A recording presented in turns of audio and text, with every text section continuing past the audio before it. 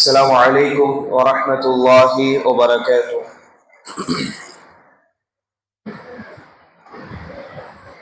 الحمد لله رب العالمين، والصلاة والسلام على سيد المرسلين وعلى آله وصحبه أجمعين. اللهم صل على محمد وعلى آل محمد كما صليت على إبراهيم وعلى آل إبراهيم إنك حميد مجيد. اللهم بارك على محمد وعلى آل محمد كما باركت على إبراهيم وعلى آل إبراهيم إنك حميد مجيد. أعوذ بالله من الشيطان الرجيم. بسم الله الرحمن الرحيم. يا أيها الناس اتقوا ربكم الذي خلقكم من نفس واحدة وخلق منها زوجها وبث منهما رجالا كثيرا ونساء واتقوا الله الذي تساءلون به والأرحام إن الله كان عليكم رقيبا. يا أيها الذين آمنوا اتقوا الله حق تقاته ولا تموتن إلا وأنتم مسلمون. يا أيها الذين آمنوا اتقوا الله وقولوا قولا سديدا يصلح لكم أعمالكم ويغفر لكم ذنوبكم ومن يطع الله ورسوله فقد فاز فوزا عظيما. أرسله بالهدى ودين الحق ليظهره على الدين كله وكفى بالله شهيدا. رب اشرح لي صدري ويسر لي أمري واحلل عقدة من لساني يفقهوا قولي. سبحانك لا علم لنا إلا ما علمتنا إنك أنت العليم الحكيم.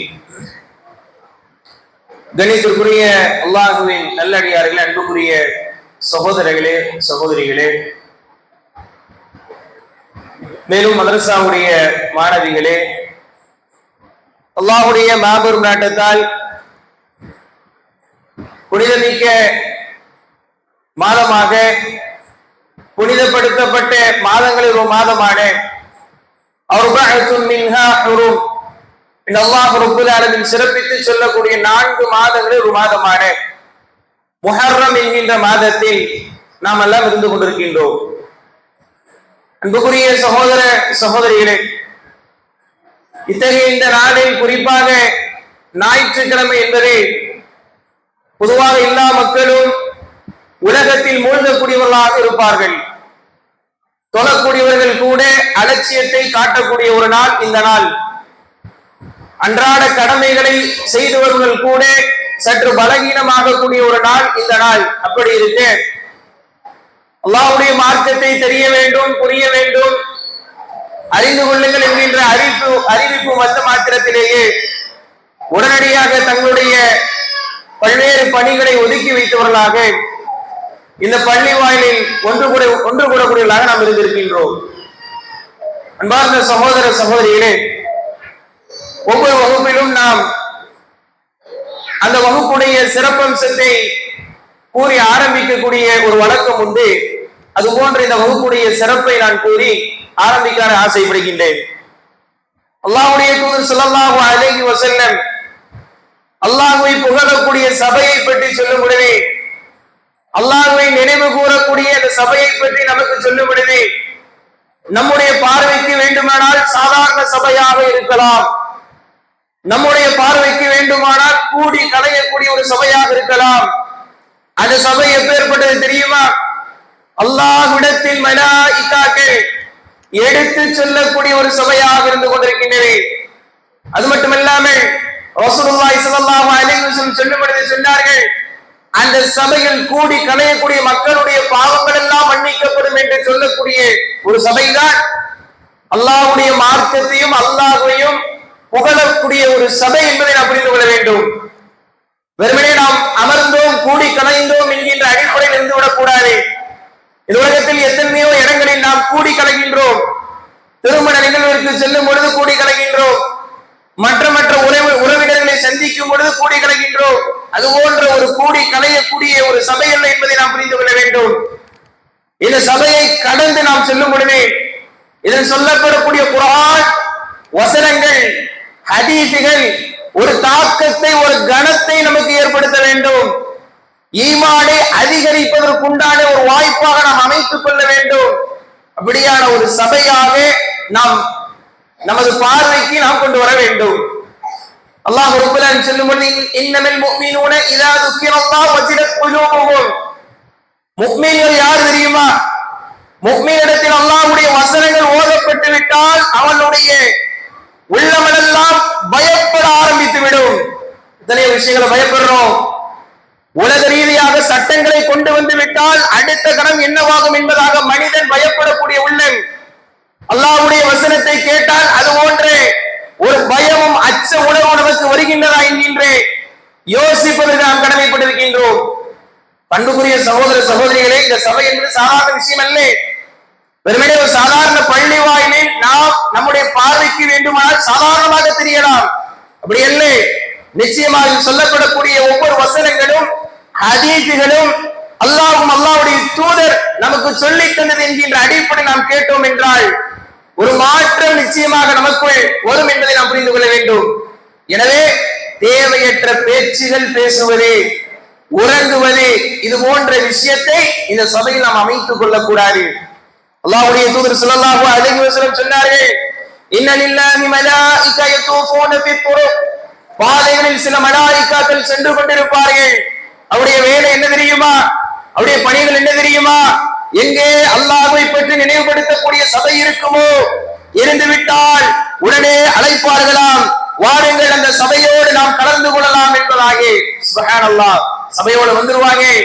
அந்த மக்கள் மீது அவர்கள் இறக்கை அவர்கள் உயர்த்தியவர்களாக கண்ணியத்தின் அடிப்படை அவர்கள் கொடுப்பார்களாம். அதற்கு பிறகு அந்த சபை முடிந்ததற்கு பிறகு அல்லாஹ்விடத்தில் செல்வார்கள்.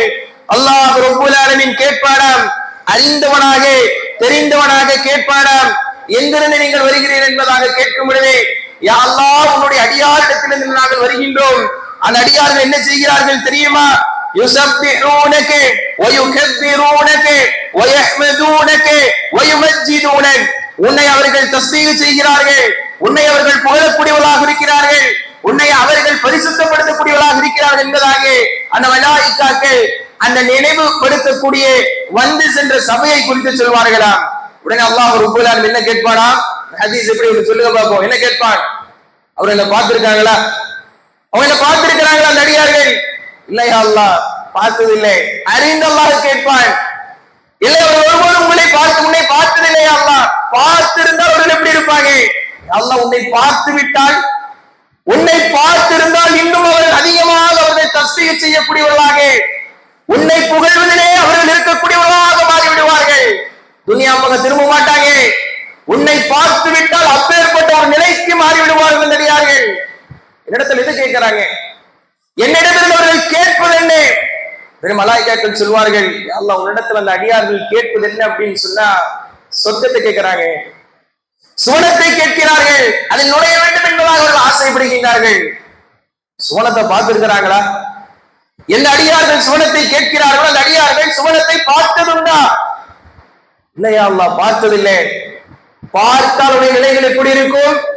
அல்லாஹ் இன்னும் இன்னும் அவர்கள் மகிழ்ச்சி அடைந்து இன்னும் இன்னும் அதன் மீது ஆர்வம் செலுத்தி, இந்த உலகத்தில் எப்படி சில நேரங்களில் அல்லாஹ்வுடைய மார்க்கத்தை பின்பற்றுவது சில நேரங்களில் பலகீனம் காட்டுகின்றமோ, அந்த பலகீனம் கூட இல்லாமல் தொழுகைக்கு வருவது சில நேரம் அலட்சிய போக்கு, அந்த அலட்சிய போக்கு இல்லாமல் முழுமையாக அவர்கள் மார்க்கத்தை இன்னும் இன்னும் அதிகமாக பின்பற்றக்கூடிய மக்களாக இருப்பார்கள். இன்னும் ஆர்வம் வைப்பாங்க. என்னிடமிருந்து இதை அவங்க பாதுகாப்பு தேடுறாங்க. அல்லாஹ் அறிந்தவனா கேட்பாடா? மலாயிகா சொல்லுவாங்க, உன்னிடம் பாதுகாப்பு தேடுவது நரகத்திலிருந்து பாதுகாப்பு தேடுறாங்க, நரகத்திற்கு சென்று விடக் கூடாது என்பதாக பாதுகாப்பு தேடுகிறார்கள். நரகத்தை பார்த்திருக்கிறாங்களா? பாதுகாப்பு தேடுறாங்களே, அந்த நரகத்தையால் அவர்கள் பார்த்திருக்கிறார்களா? இல்லை, அல்லாஹ் பார்த்ததில்லை. பார்த்திருந்தால் இன்னும் பயப்படுவார்கள். உன்னுடைய எச்சரிக்கை குறித்து இன்னும் இன்னும் அவர்கள் பயப்படக்கூடியவர்களாக இருப்பார்கள். இன்னும் இன்னும் உனதின் பக்கம் அவர்கள் என்ன செய்வாங்க? நெருக்கத்தை தேடக்கூடியவர்களாக, பயப்படக்கூடியவர்களாக இருப்பார்கள். அல்லாஹ் ரப்பல் ஆலமீன் சொல்வாடாம், அப்படியானால் உங்களை சாட்சியாக வைத்து சொல்கின்றேன், ஃபஅஷ்ஹதுகும் அன்னி قد غفرت لهم. சுப்ஹானல்லாஹ், யாருடைய சாட்சி? அல்லாஹ்வுடைய சாட்சி சொல்கின்றான். அல்லாஹ் சொல்கின்றான், உங்களை சாட்சியாக வைத்து சொல்கின்றேன், உடைய பாவங்கள் எல்லாம் நான் மன்னிச்சுட்டேன், அவருடைய பாவங்களை நான் மன்னித்து விட்டேன் என்பதாக சொல்லும் பொழுதே மலாயிக்கா சொல்வாராம், யா அல்லாஹ், அதுல ஒரு சில அடியார்கள் சபைக்கு வந்தாங்க, வந்து உட்கார்ந்தாங்க, முழு நோக்கம் அவங்க சபைக்கு வந்து நன்மை அடையணுங்கிறதெல்லாம் இல்ல, அவருடைய ஹாஜத், அவருடைய தேவைக்காக வேறொரு விஷயத்திற்காக வந்தாங்க. சொல்லும்போது சுப்ஹானல்லாஹ், அவங்களுக்கு அந்த நன்மையா அல்லாஹ் அந்த சபையில வந்து உட்கார்ந்தாங்களா இல்லையா, சபையில கலந்து கொண்டாங்களா இல்லையா, ஆம், அப்படியானால் அவர்களுக்கும் உண்டு என்பதாக அல்லாஹ் ரப்பல் ஆலமீன் தன்னுடைய கருணையை பொழிகிறான் என்றால் யோசித்து பாருங்கள். சபை அப்பேற்பட்ட ஒரு சபை, எங்கெல்லாம் அல்லாஹ்வுடைய மார்க்கத்தை பற்றி சொல்லப்படுவதற்குண்டான கேட்பதற்குண்டானே ஒரு வாய்ப்பு நமக்கு கிடைக்குமோ அந்த வாய்ப்பை தேடி செல்லக்கூடியவர்களாக இருக்க வேண்டும். காரணம், அந்த வாய்ப்பின் மூலமாக அல்லாஹ்விடத்தில் நாம் நினைவுபடுத்தக்கூடியவர்களாக, அல்லாஹ்விடத்தில் எடுத்து சொல்லப்படக்கூடிய மக்களாக நாம் இருப்போம். சொன்னாங்க, யார் கல்வியை தேடி செல்கின்றார்களோ, உலகத்துல துன்யான்னு சொன்னா ஆடை வாங்குவதற்கு பல்வேறு கடைகளுக்கு ஏறக்கூடிய நமது கால்கள் இதுதான் இல்லையா, ஏறுவோம், 10 ஃப்ளோர் ஏறுவதற்கு தயார் ஏறுவோம். கணவன்மார்களை அழைத்து, மனைவிமார்களை அழைத்து ஜவுளி கடைகளுக்கு கடையாக ஏறக்கூடிய கால்கள் அல்லாஹ் கொடுத்த கால். சொன்னாங்க, கல்வி தேடுவதற்காக யார் ஒரு பாதையில் செல்றாங்களோ அவர்களுக்கு இலகுவாக்குவா, சொர்க்கத்துடைய வழி, சொர்க்கத்தின் பாதையில் அவர்கள் செல்வார்கள். ஏன்? கல்வி அவர்கள் தெரிந்து கொண்டால், கல்வி அவர்கள் அடைந்து கொண்டால், மார்க்க சபையில் அமர்ந்தால் எது ஹலால் எது ஹராம் என்பதை தெரிவார்கள்.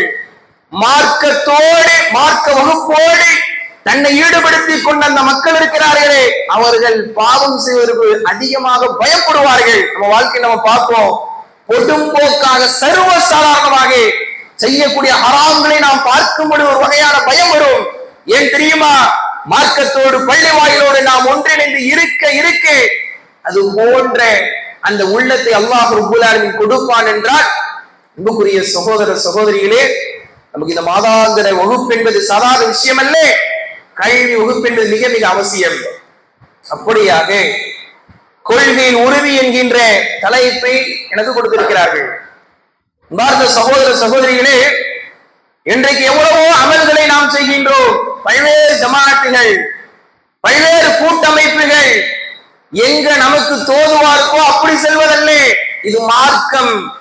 கொள்கை நாம் படிக்க வேண்டும், கொள்கையை நாம் தெரிந்து கொள்ள வேண்டும். தாடி வைத்து தொப்பியை போட்டுவிட்டு பர்தாவை அணிந்து விட்டு அழைப்பவர்கள் எல்லாம் இஸ்லாமிய கொள்கை அல்ல, இஸ்லாமிய கொள்கை அல்ல. அறிவை முற்படுத்தி அழைக்கக்கூடிய அந்த ஜமாஅத் எல்லாம் இஸ்லாமிய கொள்கை அல்ல. தெளிவாக நாம் இருப்பதற்கு கடமைப்பட்டிருக்கின்றோம். ஆனால் இந்த கொள்கை எப்பேற்பட்ட அடிப்படையில் உருவானது என்பதை நாம் தெரிந்து கொள்ள வேண்டும். இந்த கொள்கைக்காக சஹாபாக்கள், நபிமார்கள் எவ்வளவு பாடுபட்டார்கள். உலகத்தில் பொருளாதாரத்தை சம்பாதிப்பதற்காக உடல் உழைப்பிலிருந்து எல்லாவற்றையும் நாம் இந்த உலகத்திலே கொடுப்பதற்கு தயாராக இருக்கிறோம். ஆனால் இந்த கொள்கைக்காக, சத்திய பாதைக்காக, இந்த தௌஹீதுக்காக, இதில் உறுதியாக இருப்பதற்காக, இந்த பாதையில் தான் நான் பயணிப்பேன் என்கின்ற ஒரே ஒரு லட்சியத்திற்காக எனது வழி என்பது இதன் அடிப்படையில் தான் இருக்கும். குஃப்ரான் அடிப்படையில் இருக்காது, இணை வைப்பின் அடிப்படையில் இருக்காது. இதற்கு எதிராக யார் வந்தாலும் சரி என்கின்ற அந்த பாதையை தேர்வு செய்வதன் காரணமாக எத்தனையோ சஹாபாக்கள் ரத்தத்தை சிந்தக்கூடிய மக்களாக இருந்திருக்கிறார்கள். எத்தனையோ நபி தோழர்கள், எத்தனையோ நபிமார்கள் வைத்தியக்காரர் என்பதாக கேள்வி அடிக்கப்படக்கூடியவர்களாக இருக்கிறார்கள் என்றால் இந்த கொள்கையை பற்றி நம்ம தெரிஞ்சிருக்கணுமா இல்லையா? இந்த கொள்கையை பற்றி நம்ம தெரிஞ்சிருக்கணுமா இல்லையா? என்னைக்கு ஒரு பொருளுடைய வேல்யூ தெரியும்னு சொன்னா எடுப்புல இலகுவா கையில கொடுத்துட்டோம் வைங்களேன், இந்த வேல்யூ நமக்கு தெரியவே தெரியாது, அதனுடைய மகத்துவம் நமக்கு தெரியாது. இஸ்லாம் கிடைக்காமல் ஒரு குறிப்பிட்ட வருடங்கள் கழிந்து 40 வயதை தாண்டி இந்த உலகத்தில் ஒரு இஸ்லாம் என்கின்ற மார்க்கத்தை அவர் கிடைக்கும் பொழுது அவர் பேசக்கூடிய வார்த்தை, அவர் குர்ஆனை தூக்கக்கூடிய அந்த மகத்துவம், புரியக்கூடிய அந்த புரிதல், பிறப்பால் முஸ்லீமாக இருக்கக்கூடிய நாம் பல வருடங்களாக தாடிகளை இருக்கின்றோம், தொழக்கூடியவர்களாக இருக்கின்றோம், பருதா அணிகின்றோம். ஆனால் அவர்களுக்கு நிகராக ஈமான் போட்டி போட முடியாத அளவிற்கு ஈமானுடைய உச்சத்தை அவர்கள் அடைகிறார்கள் என்றால் கொள்கையை கஷ்டப்பட்டு அவங்க பெற்றாங்க, கொள்கையுடைய முக்கியத்துவத்தை உணர்ந்தவர்கள் பெற்றார்கள். ஆனால் பிறப்பிலேயே அல்லாஹ் ரப்புல் ஆலமீன் கொள்கையை கொடுத்தானே, பிறப்பிலேயே நமக்கு ஹிதாயத்தை கொடுத்தானே, எனவே அதற்காக ஒரு அர்ப்பணிப்பு என்று வந்தால், அதற்காக நாம் தியாகம் செய்ய வேண்டும் என்று வந்தால், மார்க்கத்திற்காக இதனை நாம் கொடுக்க வேண்டும் என்பதாக வந்தால் தயக்கம் நமக்கு வருகின்றது, சிரமமாக இருக்கின்றது. அதற்கு பங்களிப்பு செய்வதற்கு நம்முடைய உடல் உறுப்புகள் தயாராக இல்லை. அன்புக்குரிய சகோதர சகோதரிகளே, நமது கொள்கை என்ன? நம்முடைய நிலைப்பாடுதான் என்ன? ஒரு மனிதனுடைய கொள்கை சரியாக இருந்தால் மட்டும்தான் அவனுடைய பயணத்தினுடைய முடிவு என்பது சரியாக இருக்கும். எனது லட்சியம் கொள்கை என்னவென்றே தெரியாமல் இருந்தால் என்ன செய்வாங்க? இங்கேயும் வணங்குவார்கள், அல்லாஹ்வை வணங்குவார்கள், அதோடு சேர்த்து தர்காவிற்கும் செல்வார்கள், அதோடு சேர்த்து மார்க்கத்தில் இல்லாத பிதஅத்துகளையும் செய்வார்கள். காரணம் என்ன? கொள்கை தெளிவரிடத்தில் இல்லை.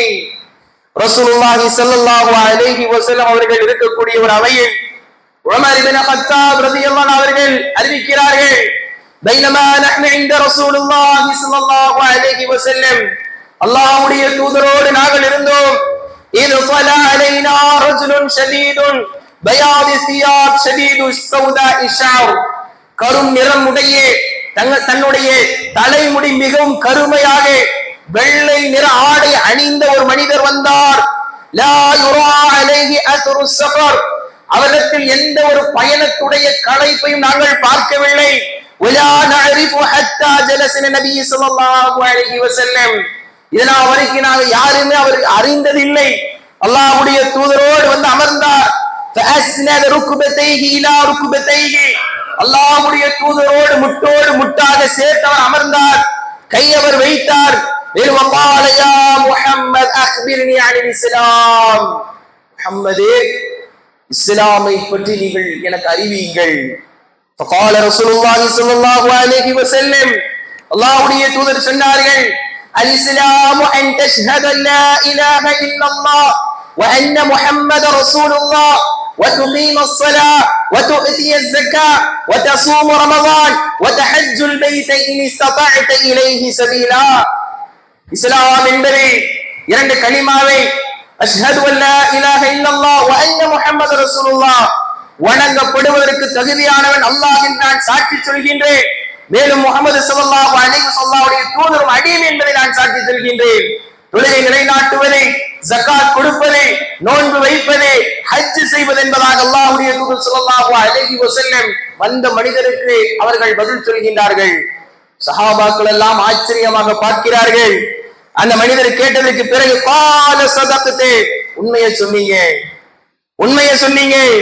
ஃபஅஜிப்னா லஹு யஸ்அலுஹு வ யுஸத்திகுஹு, நாங்கள் எல்லாம் திகைத்து போனோம், ஆச்சரியப்பட்டோம். அவருடைய கேள்வியை குறித்தும் அவர் உண்மைப்படுத்தக்கூடிய விஷயத்தை குறித்தும் நாங்கள் எல்லாம் ஆச்சரியப்பட்டோம். கால ஃபஅக்பிர்னி அனில் ஈமான், ஈமானை பற்றி சொல்லுங்கள் நபியே முஹம்மது அவர்களே, ஈமான் என்றால் என்னவென்று சொல்லுங்கள். அன் துக்மின பில்லாஹி வ மலாயிகதிஹி வ குதுபிஹி வ ருசுலிஹி வல் யௌமில் ஆகிர் வ நுக்மின பில் கத்ரி கைரி வ ஷர்ரி, அல்லாஹ்வை நம்ப வேண்டும், மலாயிகாவை நம்ப வேண்டும், நபிமார்களை நம்ப வேண்டும், வேதங்களை நம்ப வேண்டும், மறுமை நாளை நம்ப வேண்டும், அந்த கதிரை விதியை நம்ப வேண்டும் என்பதாக அல்லாஹ்வுடைய தூதர் ஸல்லல்லாஹு அலைஹி வஸல்லம் இடத்தில் அந்த மனிதர் சொல்கின்றார். ஆல சதகத்து, உண்மையை சொன்னீங்க. இஹ்சான் என்றால் என்ன என்பதாக கேட்கப்படுகின்றது.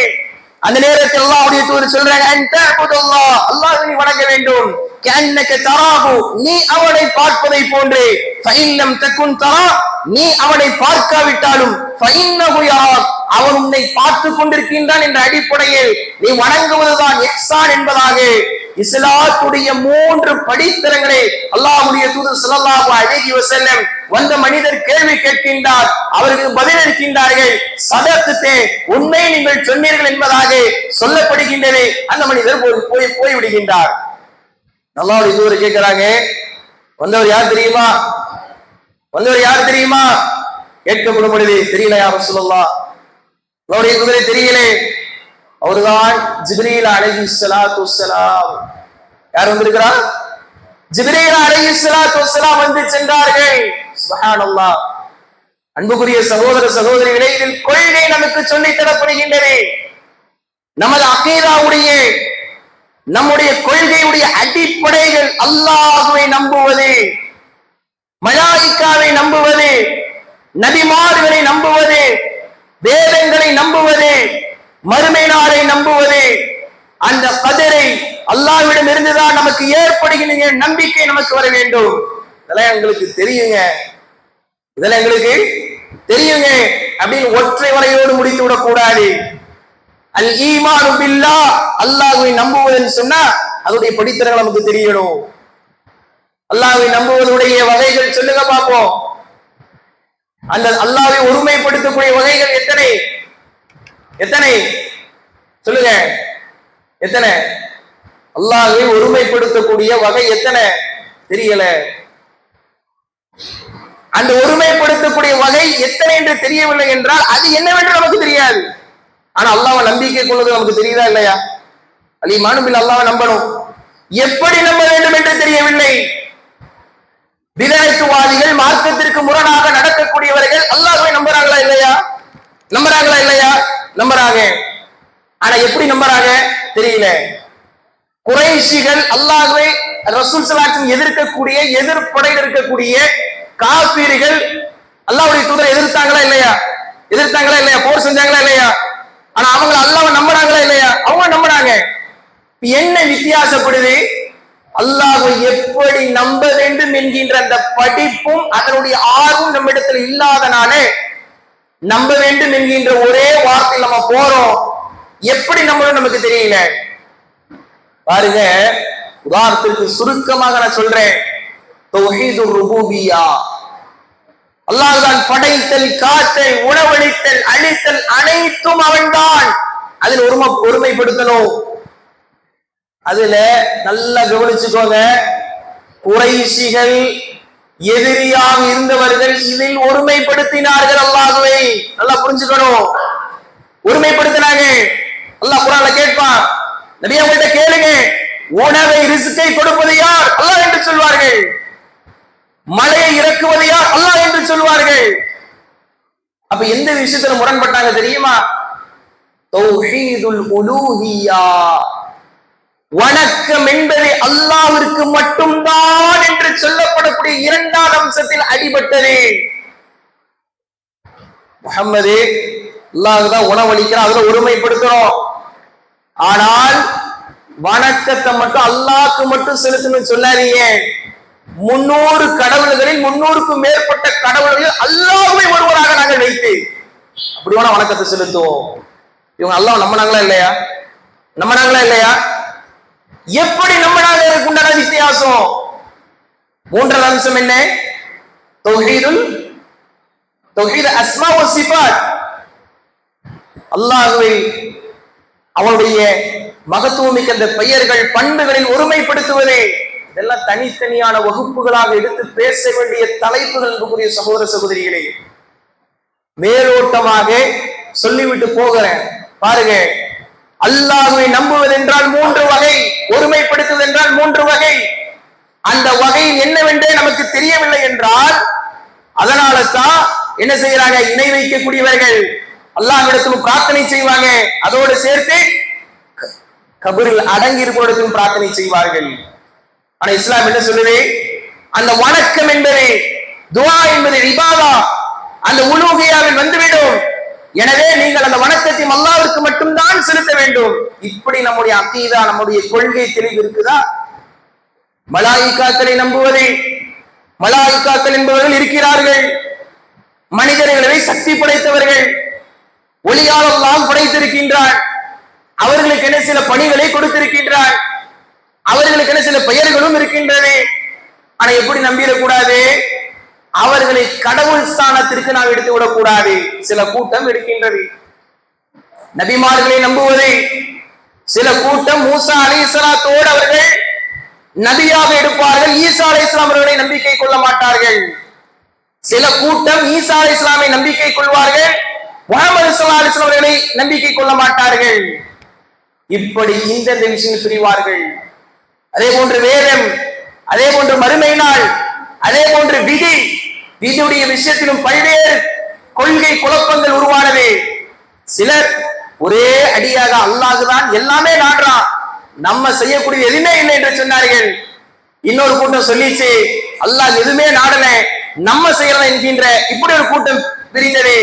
இதற்கு இரண்டிற்கும் நடு மத்தியில் தான் அஹ்லுஸ் சுன்னா வல் ஜமா என்று சொல்லப்படக்கூடிய நடுநிலையான அந்த சமூகம், அந்த மக்கள் சொன்னார்கள் நமக்கு அல்லாஹ் தேர்வை கொடுத்திருக்கிறான், அந்த தேர்வு நாட்டமும் அவனுக்கு தெரியாமல் இல்லை என்பதாக இந்த கொள்கை விளக்கத்தை நாம் தெரிந்து கொள்ள வேண்டும்.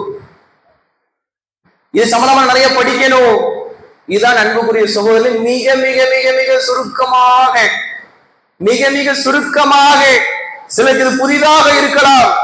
அல்லாஹ்வை நம்புவோம், அல்லாஹ் நம்புன்னு போயிருப்போம், பிள்ளைகளுக்கு சொல்லிக் கொடுவோம், அப்படி சொல்லிக் கொடுத்துட்டு போயிருப்போம். அப்படி என்ன, அதை ஆழமாக படிக்க வேண்டிய விஷயமாக இருந்து கொண்டிருக்கின்றது. இதில் சஹாபாக்கள், இதில் சஹாபிய பெண்மணிகள் தெளிவு பெற்றாங்க. எனவே அவர்கள் எதையும் இழப்பதற்கு தயாராக இருந்தார்கள். அன்புக்குரிய சகோதர சகோதரிகளே, இந்த கொள்கை வித்தியாசத்தின் காரணமாகத்தான் போர்கள் நடைபெற்றது, ரத்தங்கள் சிந்தப்பட்டது, தன்னுடைய உறவினர்கள் எதிரியாக பார்க்கப்பட்டார்கள், ஹிஜ்ரத் செய்யப்பட்டது. இதற்கெல்லாம் அவர்கள் இவ்வளவு இழந்ததற்கு பிறகுதான் இந்த மார்க்கத்தை அவர்கள் பெற்றார்கள். ஆனால் நாம் எதுவுமே தெரியாமல் அல்லாஹ் பாதுகாத்தலை தவிர நாம் படித்துக் கொள்ள வேண்டும், தெரிந்து கொள்ள வேண்டும். இந்த கொள்கை நம்மிடத்தில் வந்து சேர்ந்திருக்கின்றது. அல்லாஹ் ரப்புல் ஆலமீன் இந்த மார்க்கத்தின் மூலமாகத்தான் நாளைக்கு சொர்க்கத்தை நமக்கு தர இருக்கின்றான். வெற்றி பெற்ற கூட்டம் என்பது இது உலகத்தில் பொருளாதாரம் நாம் அதிகமாக வைத்திருந்தால் அதன் மூலமாக தீர்மானிக்கப்படுவதல்ல. நம்மிடத்தில் அழகும் பதவியும் இருந்தால் அதை கொண்டு தீர்மானிக்கப்படுமா? இல்ல. இந்த கொள்கை தெளிவோடு ஒருவர் பயணித்து மரணம் அடைவார் என்றால் அதன் மூலமாகத்தான் நாளை மறுமையில் அவர்களுக்கு சொர்க்கமா நரகமா தீர்மானிக்கப்படக்கூடியதாக இருந்து கொண்டிருக்கின்றது. அல்லாஹ் ரப்பல் ஆலமீன் இந்த மார்க்கத்தை பற்றி நமக்கு சொல்லும் பொழுது அல்லாஹ் சொல்கின்றான், அல்யௌம அக்மல்து லக்கும் தீனக்கும் வஅத்மம்து அலைக்கும் நிஅமதி வரதீது லக்கும் இஸ்லாம் தீனா.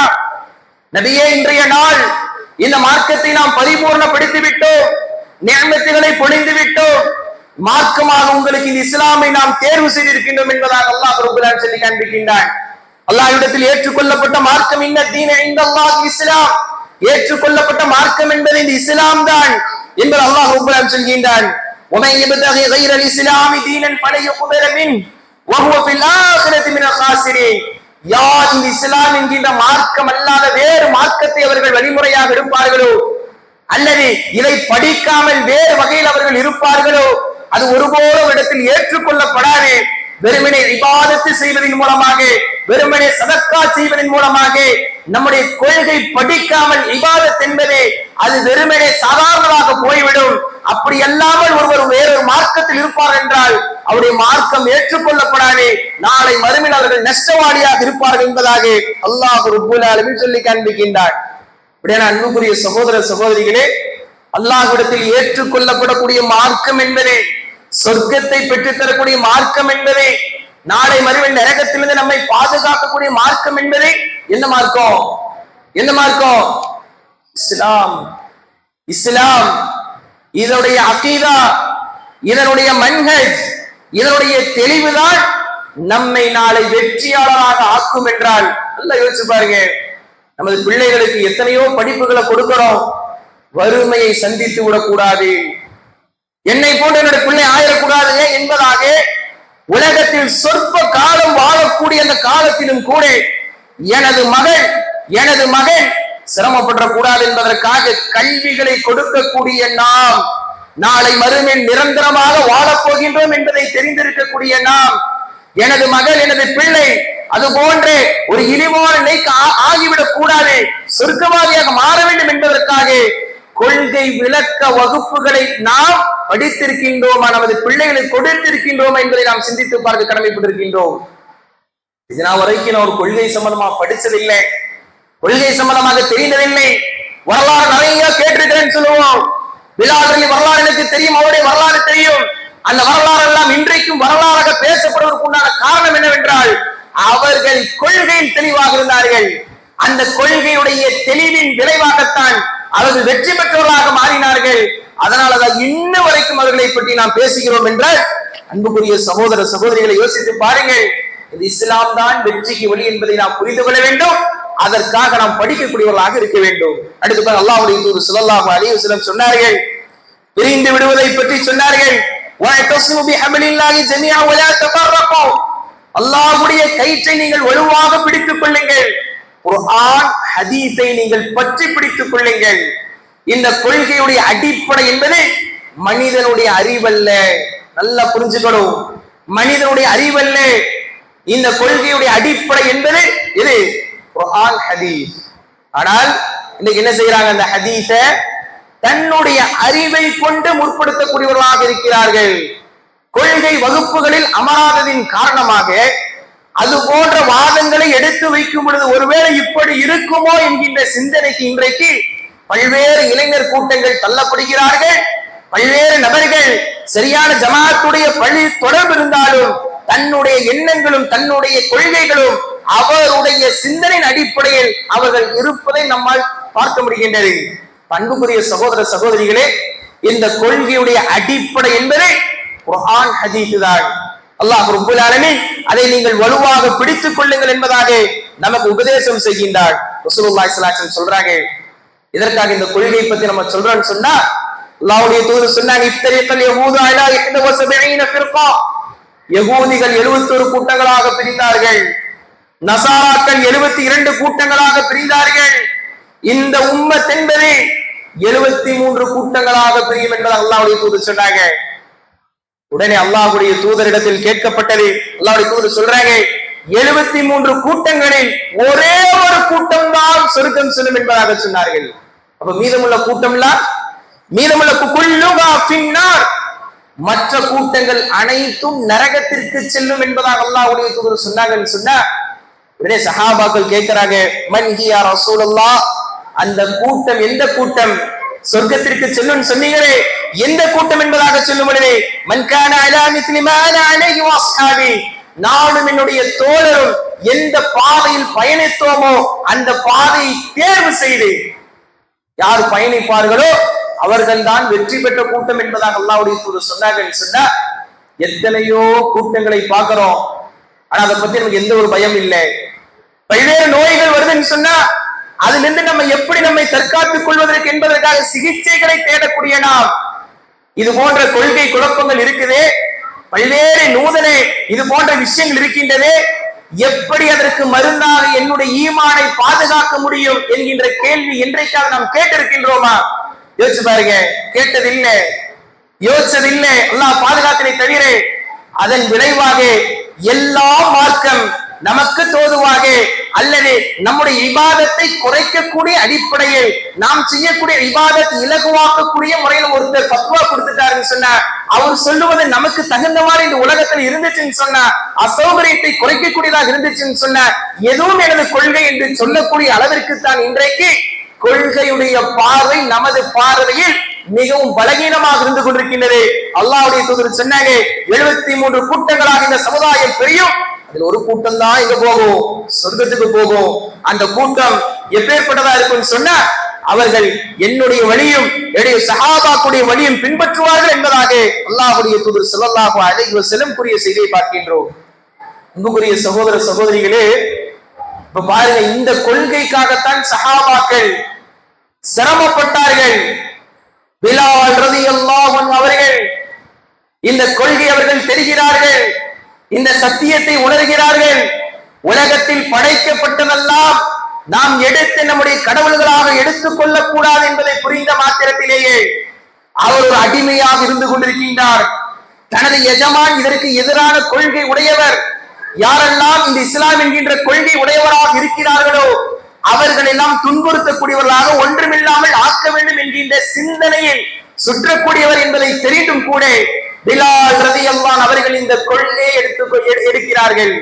லா இலாஹ இல்லல்லாஹ் என்கின்ற லா மஅபூத பிஹக்கின் இல்லல்லாஹ், வணங்கப்படுவதற்கு தகுதியானவன் அல்லாஹ் மட்டும்தான் என்கின்ற அந்த கலிமாவை தன்னுடைய நெஞ்சில் சுமக்கிறார்கள். வெறுமனே வீடுகளில் நாம் எழுதி வைக்கக்கூடிய அது போன்ற லா இலாஹா இல்லை, முழு லா இலாஹா இல்லல்லாஹ்வை புரிந்தவர்களாக அல்லாஹ்வை எப்படி ஈமான் கொள்ள வேண்டும், எந்த இடத்தில் பலகீனமாகி போகவிடக் கூடாது என்பதை எல்லாம் புரிந்தவர்களாக அந்த லா இலாஹா சுமந்துட்டு வந்திருக்கிறாங்க. எப்படி இருக்கும் எஜமானுக்கு? வெளியிருக்கக்கூடியவர்களை இந்த மார்க்கம் நுழைஞ்சிருச்சுன்னு சொல்லி நான் டென்ஷன் ஆகி நான் கோபப்பட்டு ஒன்றுமில்லாமல் ஆக்க வேண்டும் திட்டத்தை தீட்டினால், நான் கொடுக்கக்கூடிய பொருளாதாரத்தில் நான் போடக்கூடிய உணவில் சாப்பிட்டு வாழக்கூடிய ஒரு அடிமையாக இருக்கக்கூடிய நீ இந்த மார்க்கத்தை ஏற்றுக்கொண்டாயா? பயந்தாங்களா? இடத்துல ஆயுதம் இருந்ததா, படைபலம் இருந்ததா, பதவிகள் இருந்ததா, பக்கபலம் இருந்ததா? எதுவுமே இல்லை. எப்பேற்பட்ட இந்த சூழ்நிலை அவர்கள் பேஸ் பண்ணாங்க. பாலைவனம் மணலில் ஆடை இல்லாமல் படுக்க வைக்கப்பட்டு பாறாங்கல்லை எடுத்தவுடைய முதுகில் வைத்து நெஞ்சில் வைத்து இந்த மார்க்கத்தை நீ விட்டுவிட வேண்டும் என்பதாக, கொள்கை விட்டுவிட வேண்டும் என்பதற்காக சித்திரவதை பண்ணார்கள், நோவினை செய்தார்கள், கயிற்றை போன்று இழுத்தார்கள், சிரமப்படுத்தினார்கள். யோசிச்சு பாரு அன்புக்குரிய சகோதர சகோதரிகளே, நம்ம தொழுதுட்டு இருக்கும் போது பள்ளி வாயில்ல கரண்ட் போயிருச்சுன்னு சொன்னா அந்த வெப்பத்தை கூட நம்மளால தாங்க முடியல. அதான் சொல்லும், எப்படி தொழுதுட்டு இருக்கிறோம், ஓடக்கூடிய ஃபேன் கரண்ட் போய் ஆஃப் ஆயிடுச்சுன்னு சொன்னா பெரிய தியாகம் செய்த அளவிற்கு நாம நினைக்கிறோம். இந்த கொள்கைக்காக பாருங்கள், தனது ரோமங்களை, தனது உடலை அந்த சூட்டிற்கு அவர்கள் அப்படியே கொடுத்தார்கள். சொல்லப்படுது, விற்று மார்க்கத்தை விற்று சொல்றார் ஒரே ஒரு வார்த்தை, அஹது அஹது, ஒருவன் தான், அவன் ஒருவன் தான், பலர் அல்ல. இந்த கொள்கை பலரை சொல்லிக் கொடுக்கவில்ல, ஒருவன் மட்டும்தான் என்கின்ற அவ்வளவு பலத்தையும் எந்த பதவியும் எந்த படைபலும் தனக்கு பின்னால் இல்லாமல் கூட இவ்வளவு ஈமானாக அந்த வார்த்தையை மொழிய முடிஞ்சிச்சுன்னு சொன்ன. ஏன் தெரியுமா? இந்த லா இலாஹா இல்லல்லாஹ் புரிஞ்சாங்க, கொள்கைக்காக அர்ப்பணித்தார்கள், கொள்கை வழங்கினாங்க. இதுக்கடுத்து அந்த எஜமான் பார்க்கிறான், இதுக்கடுத்து இவர் எதுக்குமே தேர மாட்டாரு. ஓடி வராங்க. சுப்ஹானல்லாஹ், கொள்கை சகோதரர் ஓடி வருகிறார். எவ்வளவு விலை சொல்றீங்களோ சொல்லுங்க, எடுத்துட்டு போறேன். குறிப்பிட்ட தீனார், குறிப்பிட்ட பொற்காசுகளை சொல்கின்றார்கள். சொல்லும் போது கொடுக்கறாங்க. உடனே அவர் சொல்றாரு, இவருக்கு நீங்க சும்மாவே கொண்டு போலாம், இவரை போய் வாங்குறீங்களே என்பதாக பிலாலை சாதாரணமாக எஜமான் நினைத்தார். அபூபக்கர் சித்தீக் ரலியல்லாஹு அவர்கள் சொன்னார்கள், இந்த பிலாலுக்கு நீங்கள் 100 பொற்காசுகளை சொன்னாலும் கொடுப்பதற்கு நான் தயார் என்பதாக சொன்னார்கள். உங்களுடைய பார்வைக்கு வேண்டுமான அந்த பிலால் சாதாரண பிலாலாக இருக்கலாம். பிலால் ரலியல்லாஹு அவர்களுடைய நெஞ்சில் சுமந்தனை லா இலாஹா இல்லல்லாஹ் என்கிற கலிமத்து தௌஹீதை புரிந்த அடிப்படையில் சுமந்தனின் காரணமாகத்தான் அபூபக்கர் ரலியல்லாஹு அவர்கள் அவருடைய சிறப்பை புரிந்தார்கள். அவருடைய எஜமான் அந்த சிறப்பு புரியல. அழைத்து செல்லப்பட்ட இந்த வரலாறு பார்க்கிறோம். சுப்ஹானல்லாஹ், யோசித்து பாருங்கள். சுமையா ரலியல்லாஹு அன்ஹா, அம்மார், யாசிர் அவர்கள் குடும்பமே அவர்கள் நசுக்கப்பட்டார்கள், சிரமப்படுத்தப்பட்டார்கள். வரலாற்றை படிக்கிறோமா இல்லையா? எதற்கு அன்புக்குரிய சகோதர சகோதரிகளே, இன்றைக்கு இபாதத்தை செய்து நாம் களைத்திருப்போமா? குர்ஆன்களை ஓதி நாம் சடைந்திருப்போமா? குர்ஆன்கள் ஓதி நம்முடைய நாவுகள் வறண்டிருக்குமா? தீனான வெட்டி கதைகளை பேசி பேசி, புறங்களை பேசி பேசி நம்முடைய நாவுகள் வறண்ட நாட்கள் உண்டு. எத்தனையோ தெருக்களில் நின்று கொண்டு வீணான கதைகளை பேசுவதற்கு நம்முடைய கால் தயாராக இருக்கின்றது. பள்ளி வாயில் முதல் சொப்பு நிற்பதற்கு நம்முடைய கால்கள் தயாராக இல்லை. ஆனால் பாருங்கள், குறிப்பிட்ட நாள் இஸ்லாத்தை ஏற்கிறார்கள். சுமையா ரலியல்லாஹு அன்ஹா அவர்கள் ரொம்ப நோவினைப்படுத்தப்படுறாங்க. நம்ம விட்டு கொடுப்பதாக இல்லை, கொள்கை விட்டு கொடுக்கல. பாருங்க, நாம் ஏற்றிருக்கக்கூடிய இந்த இஸ்லாம், நாம் கொண்டிருக்கக்கூடிய கொள்கை, இந்த ஒரு கொள்கைக்காக அவ்வளவு சிரமப்பட்டார்கள், கஷ்டப்பட்டார்கள். இறுதியாக என்ன செய்யப்பட்டாங்க? என்ன செய்யப்பட்டாங்க? கொலை செய்யப்பட்டாங்க. ஈட்டியால் அவருடைய மர்மஸ்தானத்தில் குத்தி கொலை செய்யப்பட்டார்கள். சுப்ஹானல்லாஹ், யோசித்து பாருங்கள். ஆனா இன்றைக்கு நேரத்தை கூட அர்ப்பணிப்பதற்கு நாம் யோசிக்கின்றோம். குர்ஆன் வகுப்பை வைத்தால் கடந்த கால நாட்களில் நீங்கள் கல்வி பெறுவதற்குண்டான வாய்ப்புகள் இல்லை. பெண்களுக்கான ஒரு வகுப்பு ஏற்படுத்தப்பட்டால், ஆண்களுக்கான ஒரு வகுப்பை ஏற்படுத்தப்பட்டால், நேரத்தை கொடுத்து அமர்ந்து படிப்பதற்கு கூட இந்த கொள்கைக்கு நாம் தயாராக இல்லை என்றால், இந்த கொள்கைக்காக எவ்வளவு சிரமங்களை அவர்கள் பட்டிருக்கிறார்கள் என்பதை நம்முடைய மனங்களில் சற்று சிந்தித்து பார்க்க வேண்டும். ரசூலுல்லாஹி ஸல்லல்லாஹு அலைஹி வஸல்லம் அமர்ந்திருக்கக்கூடிய நிலையில் ஹப்பாப் ரலியல்லாஹு அன்ஹு அவர்கள் சுப்ஹானல்லாஹ் வராங்க. எப்பேற்பட்ட நிலை தெரியுமா? முகம் சிவந்தவர்களாக வருகிறார்கள். முகம் எப்படி சிவந்திருக்குன்னு சொன்னா, அங்க இருக்கக்கூடிய நபர்கள் எல்லாம் சிவந்த நிலையில், சிரமப்பட்ட நிலையில், இந்த கொள்கை ஏற்றுக்கொண்ட ஒரே காரணத்திற்காக அட்டிப்பட்டவர்களாக, உடனெல்லாம் சேதம் அடைந்தவர்களாக அல்லாஹ்விடத்தில் தூதரிடத்தில் வந்து சொல்றாங்க, ஃபகுல்து அலா ததுல்லாஹ், அல்லாஹ்வுடைய தூதரே, பிரார்த்திக்க கூடாதா? எவ்வளவு சிரமப்படுறோம், கஷ்டப்படுறோம். அல்லாஹ்வுடைய தூதரே, தினம்தோறும் ஒவ்வொரு நாளையும் கடக்கும் பொழுது பல்வேறு சோதனைகள். அல்லாஹ்வுடைய தூதரே, துன்யா அடைவதற்காக அல்ல அன்புக்குரிய சகோதர சகோதரிகளே, துன்யா அடைவதற்காக அல்ல, இந்த கொள்கையோடு ஒரு நாள் நீ மூச்சு விட்டு இந்த உலகத்தில் உயிரோடு நடமாட வேண்டும் என்றால் எங்களுடைய கஷ்டத்திற்கும் சிரமத்திற்கும் இப்படித்தான் இருக்க வேண்டும் என்கின்ற சூழ்நிலை உருவாக்கப்பட்டது. சஹாபாக்கள் அல்லாஹ்வுடைய தூதர் வந்து கேட்கிறாங்க. அல்லாஹ்வுடைய தூதர் அந்த நபித்தோருடைய உள்ளத்தை பக்குவப்படுத்தும் அடிப்படையில் சொல்றாங்க, சுப்ஹானல்லாஹ், தோழர்களே, லகத் கான மின் கப்லக்கும், உங்களுக்கு முன்னால் வாழ்ந்திருக்கக்கூடிய அந்த மக்கள், ஹப்பாப் ரலியல்லாஹு அன்ஹு அவர்கள் வருகிறார் அல்லாஹ்வுடைய தூதரிடத்திலே. சிரமப்பட்டவர்களாக, நோவினைப்படுத்தப்பட்ட ஒரு சூழ்நிலை. சஹாபாக்கள் எல்லாம் அந்த நேரத்தில் இந்த கொள்கைக்காக, தங்களுடைய மனங்கள் இந்த கொள்கை ஏற்றுக்கொண்ட ஒரே ஒரு காரணத்திற்காக நோவினைப்படுத்தப்படுகிறார்கள். அல்லாஹ்வுடைய தூதர் சொல்றாங்க, அல்லாஹ்வுடைய தூதரே, அலா ததுல்லாஹ், அல்லாஹ்விடத்துல பிரார்த்திக்க கூடாத? அல்லாஹ்வுடைய தூதர் ஸல்லல்லாஹு அலைஹி வஸல்லம் சொன்னாங்க, லகத் கான மின் கப்லக்கும். அவ்வளவு சிரமப்பட்டு அந்த தோழர்கிட்ட சொல்றாங்க, உங்களுக்கு முன்னால் வாழ்ந்த மக்கள் எப்படியெல்லாம் சிரமப்படுத்தப்பட்டார்கள் தெரியுமா? சொல்றாங்க, லயும் ஷாதுபி மிஷாத்தில் ஹதீத், இரும்பு சீப்புகள் எடுக்கப்படும், இரும்புகளால் செய்யப்பட்ட சீப்புகள் எடுக்கப்படும். யார் இந்த கொள்கை ஏற்றார்களோ அந்த கொள்கை உடையவர்களுடைய உடல்கள் எல்லாம் கிழிக்கப்படும் என்பதாக சொன்னார்கள்.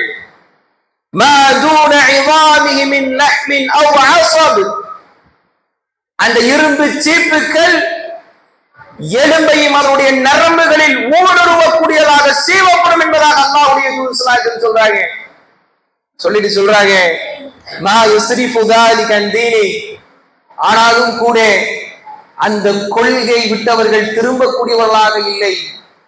அதோடு நிறுத்தவில்லை, வயூதஉல் மின்ஷார் அலா மஃப்ரிக் ரஅஸிஹி, யார் இந்த கொள்கையை எடுத்துக்கொண்டார்கள், முன்னால் வாழ்ந்த மக்களிடத்தில் சோதனையாக சோதிக்கப்பட்டார்கள், அறுக்கக்கூடிய ரம்பம் கொண்டு வரப்படும், பிளக்கக்கூடிய ரம்பம் கொண்டு வரப்படும்.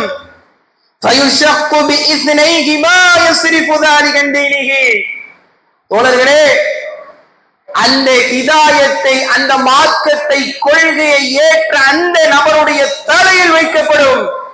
கேட்கப்படும், ஏத்துக்கிறீங்களா, விட்டுறீங்களா? விடல, இரண்டாக பிளக்கப்படுவார்கள். சுப்ஹானல்லாஹ், யோசிப்பார்கள். வார்த்தையில் சொல்வது எழுதுவது மிக எளிது. கண்களுக்கு முன்னால் அப்படி நடைபெறக்கூடிய சூழ்நிலை இருக்கும்னா அப்படி ஈமான் எப்படி இருக்கும்? அதனுடைய மார்க்கத்தை விட்டு தூரப்படுத்தல. எதுக்காக அன்புக்குரிய சகோதர சகோதரிகளே, எதற்காக அவர்கள் அந்த இரும்பு சீப்புகளால் கிழிக்கப்பட்டார்கள், ரம்பங்களால் அறுக்கப்பட்டார்கள்?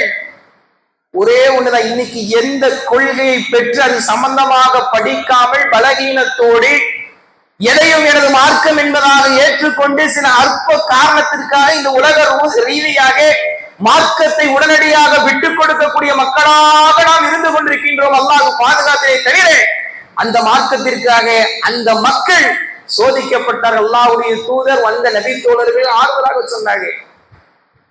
அல்லாஹ் குர்ஆன்ல கேட்பான், அம் ஹஸிபுதும் அன் ததுகுலுல் ஜன்னah ولما يأتيكم مثل الذين خلوا من قبلكم مستهم البأساء والضراء وزلزلوا حتى يقول الرسول والذين آمنوا معه متى نصر الله ألا إن نصر الله قريب. சொல்றதுக்கு ஈஸியா போக நினைக்கிறீங்களா? இலகுவான முறையில் சொர்க்கத்திற்கு செல்லலாம் என்பதாக நினைக்கிறீர்களா? முன்னாள் மக்கள் சோதிக்கப்பட்டார்கள், வறுமையால், நோயால், எவ்வளவோ துன்பங்களால் சோதிக்கப்பட்டார்களே.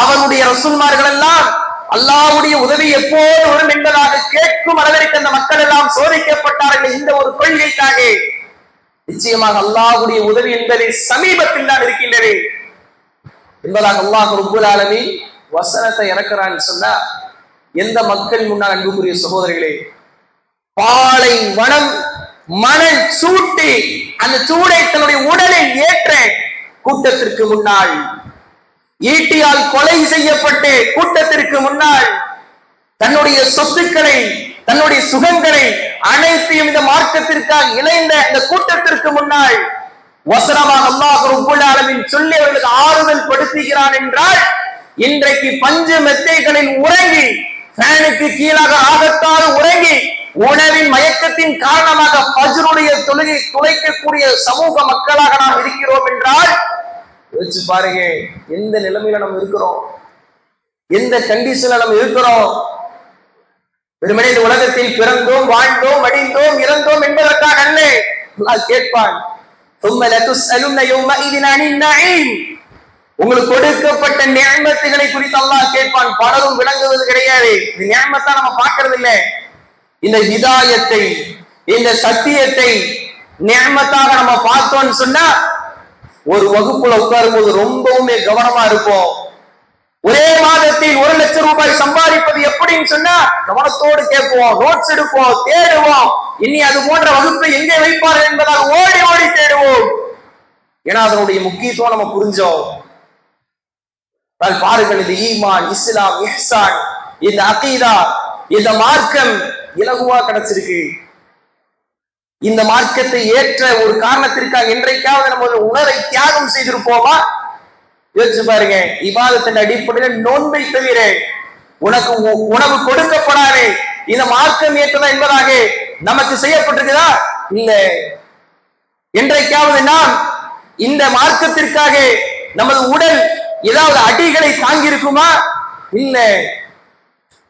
யோசிச்சு பாருங்க, அன்றாட தினம்தோறும் தொழுகையில கூட நம்ம பொடும்போக்கா இருக்கிறோம்னு சொன்னா எவ்வளவு நன்றி கெட்டவர்களாக அல்லாஹ் கொடுத்த நியமத்துகளை தினம்தோறும் அனுபவித்துக் கொண்டு மருத்துவமனைக்கு செல்லும் பொழுதுதான் நம்மால் பார்க்க முடிகின்றது, அல்லாஹ் கொடுத்த நியமத்தை உணர முடிகின்றது. 1 மணி நேரம் சுவாசிக்க முடியாத சூழ்நிலை உருவாகும் போது குடும்பத்தார்கள் எல்லாம் அப்படியே வெளியே நின்று கொண்டிருப்பார்கள். தந்தையோ, மகனோ, சகோதரனோ, தாயோ, மனைவியோ இந்த நேரத்தில் மூச்சுக்கு போராடி கொண்டிருக்கும் பொழுது செயற்கை முறையாக அந்த மூச்சு அவர்களை கொடுப்பார்கள், ஆக்சிஜனை கொடுப்பார்கள். கொடுத்து ஒரு நாள் வச்சு அதுக்கு ஒரு பில்லு கொடுக்கும் போது சொல்லுவாங்க, இத்தனை ஆயிரம் ரூபாய் அப்படின்னு சொல்லி கொடுக்கும் போதுதான் தெரியும் 70 வருடங்கள் 50 வருடங்கள் இந்த உலகத்தில் வாழும் பொழுது தினந்தோறும் சுவாசிப்பதற்கு மூச்சை தந்த அல்லாஹ்விற்கு அல்ஹம்துலில்லாஹ் சொல்லவில்லையே, அஸ்தக்ஃபிருல்லாஹ் என்று சொல்லவில்லையே, சுப்ஹானல்லாஹ் என்பதாக உலக படைப்புகளை பார்த்து நான் கேட்கவில்லையே. அலம் நஜஅல் லஹு ஐனைன், 2 கண்களை கொடுத்தேன், வலிசான வஷஃபத்தை, நாவை கொடுத்தேன் என்பதாக அல்லாஹ் சொல்கிறாரே. இந்த நாவை கொண்டு புறத்தை பேசினேன், குர்ஆன் ஓதவில்லை. இந்த கண்களை கொண்டு நாடகங்களை பார்த்தேன், திரைப்படங்களை பார்த்தேன். உலக ரீதியான விளையாட்டு செய்திகளை இன்று இளைஞர்கள் மூழ்கி கிடக்கிறார்கள். எப்போ தான் நேசித்த அந்த பிளேயர் கோல் அடிப்பார் என்பதாக ஐபிஎல் வந்தால் அல்லது வேர்ல்டு கப் மத்த ரீதியான வந்தால் அதில் கவனம் செலுத்தக்கூடிய இளைஞர்கள் சுப்ஹானல்லாஹ் சிந்தித்து பார்க்க வேண்டாமா? உனக்கு அல்லாஹ் எதற்கு உடலை தந்தான், எதற்கு ஹிதாயத்தை தந்தான்? அல்லாஹ் ரப்பல் ஆலமீன் சொல்லி காண்பிக்கின்றான். ஹிதாயத் அப்படி பெற்று இந்த உலகத்தில் அப்படியே போவதற்காகவா? ஹலால் அதிகம். அன்புக்குரிய சகோதர சகோதரிகளே, அல்லாஹ் அனுமதித்தது அதிகம். உணவில் அல்லாஹ் ரப்பல் அதிகம் அனுமதித்திருக்கின்றான். ஹராம் சொல்லும்போது மதுபானம் தவிர்த்திருக்க, அல்லாஹ்வுடைய பெயரை சொல்லி அறுக்கப்படாத தவிர்த்து கொள்ளுங்கள், பன்றிகளை சாப்பிடாதீர்கள் என்பதாக ஹராமாக்கப்பட்டதை பட்டியலிட்டலாம். அத்துன்யா சிஜ்னுல் முஃமின், முஃமின்களுக்கு இந்த உலக வாழ்வு என்பது என்னது? சிறைச்சாலை. சிறைச்சாலையில நிம்மதியா வாழ்றோம். இந்த சிறைச்சாலையில் நாம் நிம்மதியாக வாழ்கிறோம். ஜன்னத்துல் காஃபிர், அத்துன்யா சிஜ்னுல் முஃமின் வல் ஜன்னத்துல் காஃபிர். காஃபிர்களுக்கு தான் இது சொர்க்கம், பூஞ்சோலை.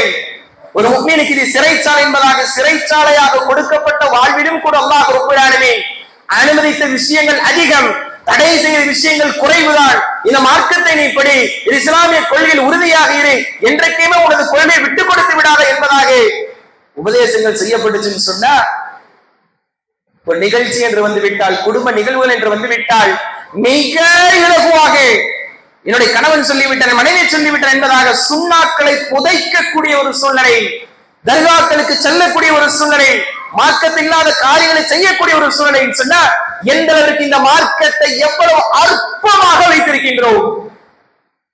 அல்லாஹ்வுடைய நேசம், அல்லாஹ்வுடைய தூதருடைய நேசம் சொன்னா என்ன அர்த்தம்? தன்னுடைய கணவனுடைய பேச்சை விட, கட்டளை விட, தன்னுடைய மனைவியுடைய கட்டளை விட, சஅத் பின் அபி வக்காஸ் ரலியல்லாஹு அன்ஹு அவர்கள் இஸ்லாத்தை ஏற்கிறாங்க. தன் தாய் சொல்றாங்க, சஅதே மார்க்கத்தை விட்டு, மார்க்கத்தை பின்பற்றிட்டு நீங்க வந்துடாது. தன்னுடைய தாய் அதிகமாக நேசிக்கக்கூடியவர்.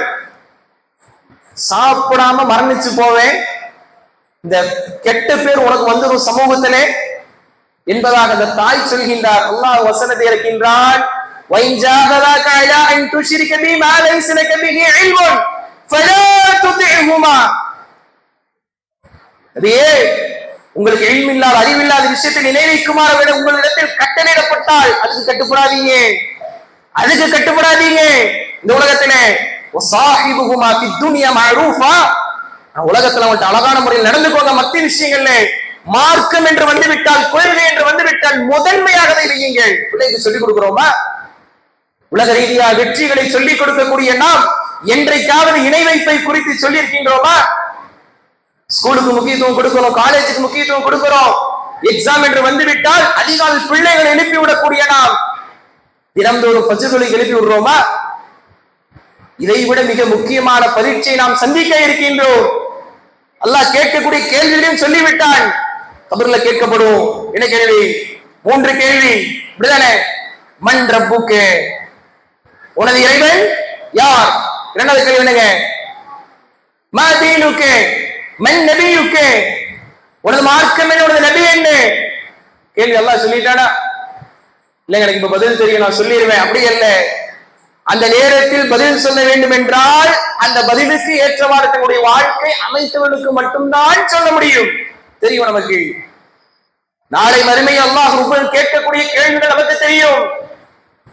எல்லாம் தெரிந்தும் கூட கொடும்போக்காக, அசட்டையாக அல்லாஹ் கொடுத்த நியமத்துகளை பயன்படுத்தி கொண்டே ஹராமான விஷயங்களை நம்முடைய வாழ்வில் அரங்கேற்றுகிறோம் என்றால், ஏதோ அல்லாஹ் ரமதான் என்று வந்துவிட்டால் ரமதானில் மட்டும் நோன்பு வைத்து முஸ்லிம்களாக வாழக்கூடியவர்களாக இருந்துவிட்டு ரமதான் அல்லாத காலங்களில் மார்க்கத்திற்கு முரணான முறை இருப்பதும், அதே போல முஹர்ரம் என்று வந்துவிட்டால் குறிப்பிட்ட நோன்பை வைத்து அதில் மார்க்கம் கடமையாக்கியதை போன்றும், ஜும்மாவிற்கு மட்டுமே நமக்கு வருவதற்கு கடமையாக்கியதை போன்றும் இந்த உலகத்தில் இந்த மார்க்கத்தை பெற்று நம்ம வாழ்ந்துட்டு இருக்கிறோம் சொன்னா, இந்த மார்க்கத்திற்காக சஹாபாக்கள் எவ்வளவு கஷ்டப்பட்டார்கள், எவ்வளவு துயரப்பட்டாங்க. அல்லாஹ்வுடைய தூதர் ஸல்லல்லாஹு அலைஹி வஸல்லம் அவர்களையும் விட்டு வைக்கல. அவர்களுக்கும் சோதனை வந்தது. வீட்டுக்கு போனோம்னு சொன்னா அந்த உணவு சூடுனா கூட சாப்பிட மாட்டோம். இப்படிதானே இல்லையா? உணவு மதியம் வைத்த உணவாக இருக்கும், சாப்பிட மாட்டோம். உப்பு கம்மியா இருக்க சாப்பிட மாட்டோம். இந்த உலகத்திற்கு அருட்குறையாக அனுப்பப்பட்ட கண்மணி நாயகம் முஹம்மது முஸ்தபா ஸல்லல்லாஹு அலைஹி வஸல்லம் இந்த மார்க்கத்தை சொல்வதற்காக, மார்க்கத்தை எடுத்து மக்களிடத்தில் சொல்ல வேண்டும் என்பதற்காக, இந்த மார்க்கம் தான் உண்மை என்கின்ற ஒரே ஒரு வார்த்தை சொன்னதற்காக அல்லாஹ்வுடைய தூதர் ஸல்லல்லாஹு அலைஹி வஸல்லம் அபூ தாலிப் என்கின்ற கணவாயில் 3 வருடங்கள் ஊர் ஒதுக்கம் செய்ய வைக்கிறாங்க. கேள்விப்பட்டிருக்கீங்களா? எத்தனை? 3 நாள் இல்ல, 3 மாதம் இல்ல, 3 வருடங்கள் உணவுகள் தடை செய்யப்படுகின்றது. மக்காவில் இருக்கக்கூடிய நல்லுள்ளம் கொண்ட மக்கள் எல்லாம் சொல்வார்களாம், கேட்பார்களாம், கணவாய் பகுதியிலிருந்து குழந்தைகளுடைய அழும் சப்தம் கேட்குமா பசியின் காரணமாக.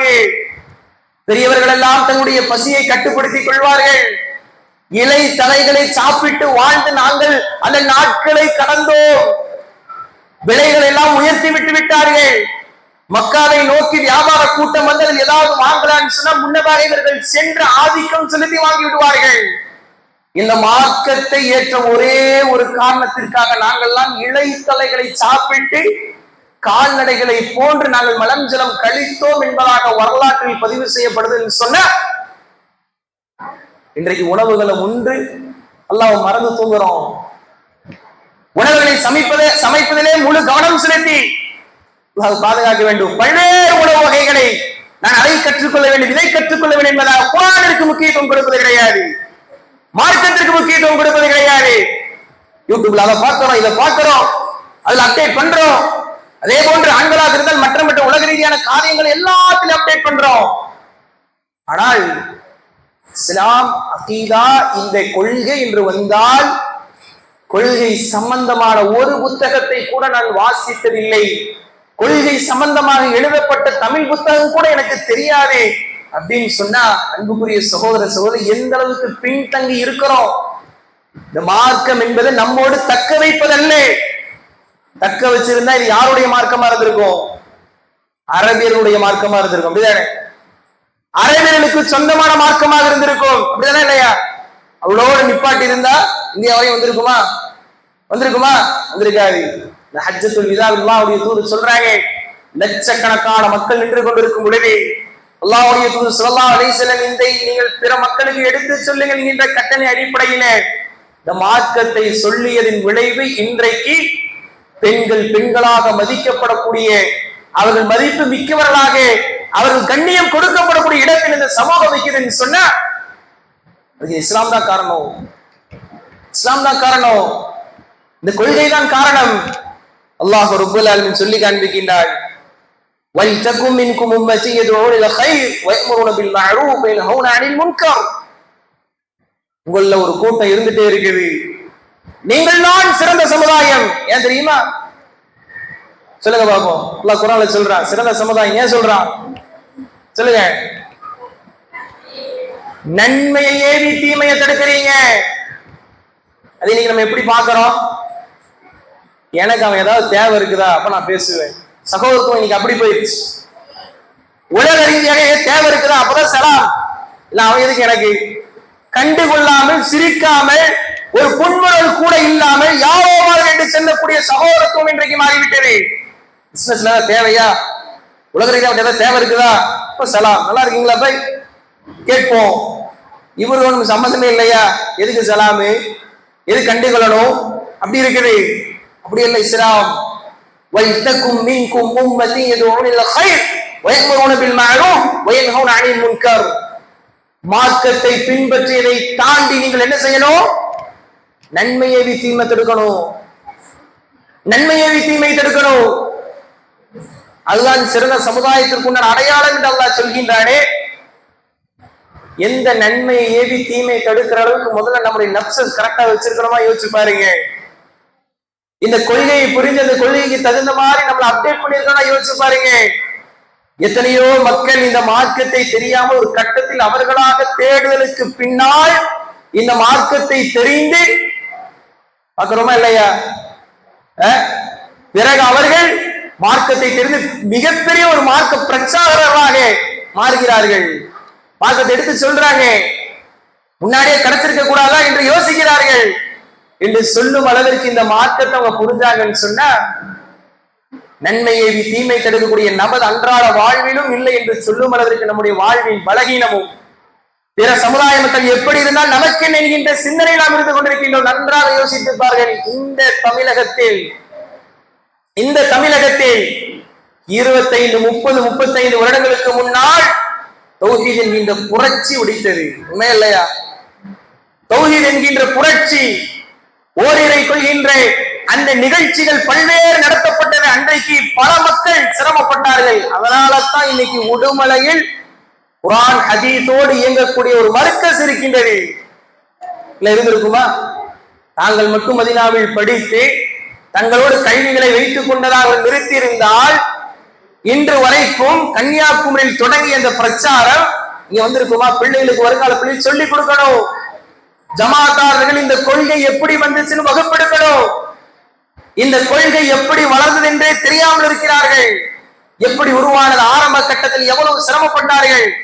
ஒரு கொள்கைவாதி, ஒரு தௌஹீத்வாதி என்றாலே பார்ப்பது அரிது. அவர்களை பார்த்து விட்டால் மகிழ்ச்சியோடு அவர்களோடு பேசி அவர்களோடு எப்படி மார்க்கத்தை பிற மக்களுக்கு சொல்லலாம் என்று சிந்தித்த காலங்கள் எல்லாம் போய் இன்னைக்கு எல்லாமே உலக ரீதியா போய் கொண்டிருக்கின்றோம். வந்தா என்ன, வராட்டி நமக்கு என்ன, நடத்தின என்ன, நடத்தாட்டி என்ன.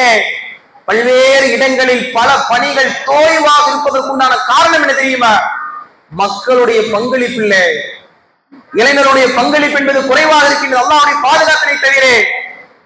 அதனால பல பணிகள் தேங்கி கிடைக்கக்கூடிய ஒரு சூழல் இருக்குன்னு சொன்னா அல்லாஹ் நமக்கு ஹிதாயத்தை தந்திருக்கிறான். யார வணங்கணும், எப்படி வணங்கணுங்கிறத அந்த சரியான அந்த கொள்கை நமக்கு கிடைச்சிருக்கிறது. முதலாவது அல்-இல்ம். அல்லாஹ் குர்ஆன்ல சொல்றான் வல் அஸ்ர் இன்னல் இன்சான லஃபீ குஸ்ர். காலத்தின் மீது சத்தியமாக நிச்சயமாக மனிதன் நஷ்டத்தில் இருக்கின்றான். சில நபர்களை தவிர 4 பண்புடையவர்கள். இல்லல்லதீன ஆமனு வஅமிலு ஸாலிஹாத்தி வதவாஸௌ பில் ஹக்கி வதவாஸௌ பிஸ் ஸப்ர். நமக்கு தெரிஞ்ச சூரா தானே. அல்லாஹ் பாடம் எடுக்கிறான். நஷ்ட கூட்டம் இல்லாதவர்கள் யார் என்று சொல்கின்றான். எத்தனை நபர்கள் தர்ஜுமா படிச்சிருப்போம்? எத்தனை நபர்களுடைய தமிழாக்கம் நமக்கு தெரியும்? யோசித்து பார்க்கக்கூடிய சகோதரிகளே, இந்த நேரம் என்பது உரசி பார்க்க வேண்டிய ஒரு நேரம். துன்யாக்காக நாம் வாழ வந்தோமா? யோசிச்சு பாருங்க, துன்யாக்காகவே வாழ வந்தோமா? மறுமை என்கின்ற இலக்கை நோக்கி பயணிக்கக்கூடியவர்கள்.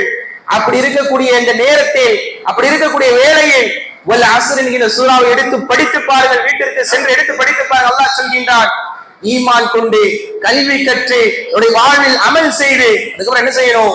தாவா செய்யணும்.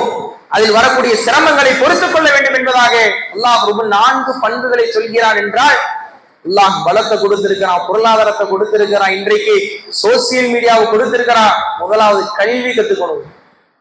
கல்வி வகுப்புகள் எங்களுக்கு வேண்டும் என்று என்பதாக ஒரு படையெடுக்க வேண்டும். கல்வி வகுப்பு கொடுப்பதற்கு தயாராக இருக்கிறார்கள். எங்களுக்கு வேண்டும் என்பதாக கேட்க வேண்டும். தெருவுல ஒரு லைட் எரியலைன்னா ஒரு நாள் தான் விடுவோம். எல்லாருமே படையோட போறோமா இல்லையா? என்னங்க லைட் இல்ல, ரோடு இல்ல, சரியா ஒரு கிரவுண்ட் இல்ல, ஒரு சரியான தண்ணி இல்ல. உலகத்தில் அன்றாட விஷயத்தில் ஒரு குறை வைத்து விட்டால் மக்களோடு சேர்ந்து அங்கே அணி திரண்டு போராட்டத்திற்கு செல்வதற்கு தயாராக இருக்கக்கூடிய நாம் என்றைக்காவது நமக்கு கல்வி வகுப்பு இல்லையே, அக்கீதா நமக்கு தெரியலையே, குர்ஆன் சம்பந்தமா படிக்க முடியலையே என்கின்ற அந்த வருத்தத்தில் என்றைக்காவது ஒரு நிமிடம் யோசிச்சு பாருங்க. உலக ரீதியா அவ்வளவு போராட்டத்திற்கு தயாரா இருக்கோம், தப்பில்லை. இப்ப எந்த அளவுக்கு இருக்குதுன்னு பாருங்க நம்முடைய நிலைமை. நீங்களும் நான் எந்த அளவுக்கு இருக்கிறோம் யோசிச்சு பாருங்க. அன்புக்குரிய சகோதர சகோதரிகளே, இந்த நிலைமை இப்படியே தொடர்ந்துச்சுன்னு சொன்னா எதிர் வரக்கூடிய காலங்கள் நமது பிள்ளைகளுடைய நிலை என்ன என்பதை யோசித்து பாருங்கள். பிள்ளைகளுக்கு ஒரு சிறந்த ஒழுக்கமுள்ள பிள்ளைகளாக, சரியான கொள்கை தெரிந்த பிள்ளைகளாக மாற வேண்டும் என்றால் நம்ம முதல்ல கல்வி கத்துக்கணும், கல்வி தெரிந்து கொள்ள வேண்டும். அந்த கல்வியை பள்ளிவாசலோடு அமல் செய்ய நிப்பாட்டிடக்கூடாது. வீடுகளில் பிரதிபலிக்க வேண்டும். பிரதிபலிப்பதோடு என்று விடக்கூடாது. பிற மக்களுடைய வாழ்வில் பிரதிபலிப்பதற்குண்டான தாவாவை செய்ய வேண்டும். அதில் வரக்கூடிய கஷ்ட நஷ்டங்களை பொறுத்துக் கொள்ளணும். அல்லாஹ்வுடைய தூதர் தாயிஃப் நகருக்கு போய் தாயிஃப் நகருக்கு போறாங்களா இல்லையா? ஹஜ்ஜுக்கு போனதுக்கு தெரியும், உம்ராவுக்கு போனது தெரியும். தாயிஃப் நகரில் அல்லாஹ்வுடைய தூதர் அந்த வரலாறு எப்படி பதிவு செய்யப்படும்? கல்லால் அடிச்சாங்க. இப்படி கல்லால் அடித்தார்கள். கல்லால் அடித்து ரத்தங்கள் சொட்ட அல்லாஹ்வுடைய தூதருடைய காலனை கலட்ட முடியாத அளவிற்கு அல்லாஹ்வுடைய துயரத்தை சந்தித்தவர்கள் சென்றார் என்றால் இன்றைக்கு ஒரு நோட்டீஸை, ஒரு குர்ஆனை, ஒரு வசனத்தை எடுத்து பிற மக்களுக்கு சொல்வதன் மூலமாக நமது உடலிலிருந்து ஒரு வேர்வை துளியை நாம் துணிந்திருப்போமா என்று யோசித்து பாருங்கள். அன்புக்குரிய சகோதர சகோதரி, இன்னைக்கு எவ்வளவு விஷயம் வந்துருச்சு. சாட் ஜிபிடின்னு சொல்றான், ஒரு நிமிஷத்துல எல்லா தகவலும் தருது. எல்லாம் உலக ரீதியா விஷயத்துக்காக யூஸ் பண்ணியிருக்கிறோம். ஒரு நோட்டீஸ், ஒரு குர்ஆன் வசனத்தை போட்டு சரியான வழிமுறை, எந்த ஒரு பிரச்சாரம் செய்தாலும் வழிமுறை கரெக்டா இருக்கும். நீ தாவா படையெடுக்கிறாங்க, நாங்கள் அழைப்பு பணி செய்யறோம் சொல்லி மூன்றாவது கட்டத்தை முதன்மையாக வைக்கிறார்கள். நல்லா புரியணும், கல்வியை கத்துக்கணும், அமல் செய்யணும், அப்பதான் தாவா. என்ன செய்யறாங்க சமூகத்தில்? எடுத்தோடனே தாவா. இந்த புரிதல் இல்லாதனால நடிப்பின் மூலமாக தாவா வளர்ந்துருச்சு. இல்லையா? அவன் தொழுகிறானா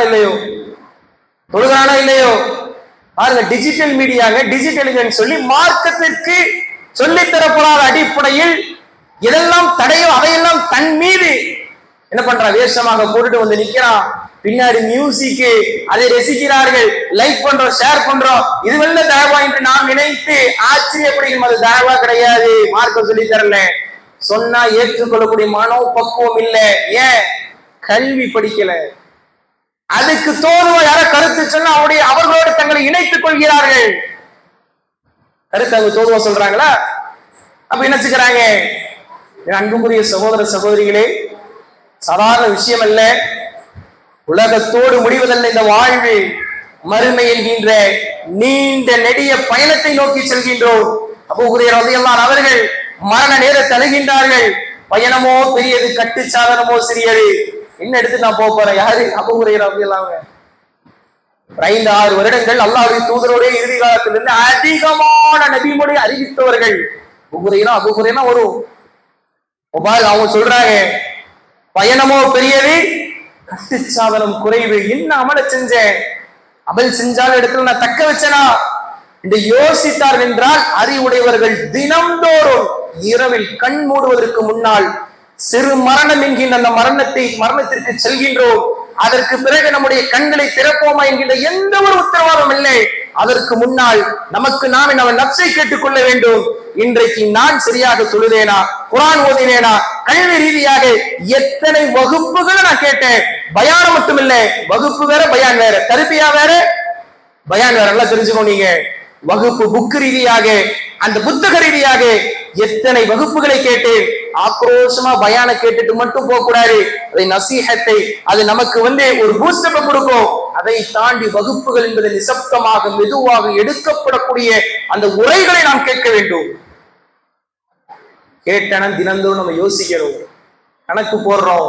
என் பொருளாதார ஸ்டேட்டஸ் எப்படி இருக்குது, எதுல மிஸ் ஆகுது, எதுல என் நேரம் போகுது, எதுல நான் மிஸ் பண்றேன், உலகத்துல ஒரு கோல் நான் அச்சீவ் பண்ண முடியலையே, நான் வச்ச அந்த நோக்கத்தை அடைய முடியல, எதை நான் தப்பு பண்றேன் என்பதாக தினந்தோறும் உலக ரீதியாக யோசிக்கக்கூடிய நாம் என்றைக்காவது இந்த கட்டு சாதனைகளை தினந்தோறும் சில அமலை நீங்கள் நானும் கணக்கு போட்டு பார்த்திருப்போமா? யோசிச்சு பாருங்க.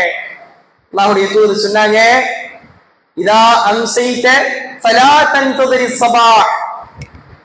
இப்னு உமர் ரலியல்லாஹு சொல்லுவாங்க, நீ மாலை அடைந்தால் காலை எதிர்பார்க்காதே, காலை அடைந்தால் மாலை எதிர்பார்க்காதே, நாளைக்கு பார்த்துக்கலாம் என்பதாக எந்த ஒரு வேலையும் தள்ளி போடாதீர்கள், அன்றே செய்து முடியுங்கள்.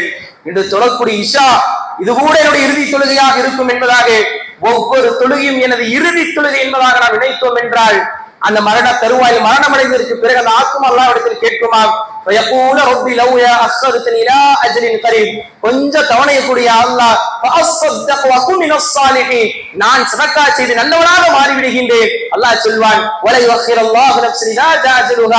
எவ்வளவு நேரங்களை கொடுத்தேன், 70 வருடங்கள் வாழ்ந்தாய், 50 வருடங்கள் வாழ்ந்தாய், எனது மூச்சை நீ இந்த உலகத்தில் இருக்கக்கூடிய அனைத்து பயன்படுத்தினாய். குர்ஆன் ஓதாத நீ இப்போது ஓத போகின்றாயா? தொழுகாத நீ இப்போது தொழுக போகின்றாய்.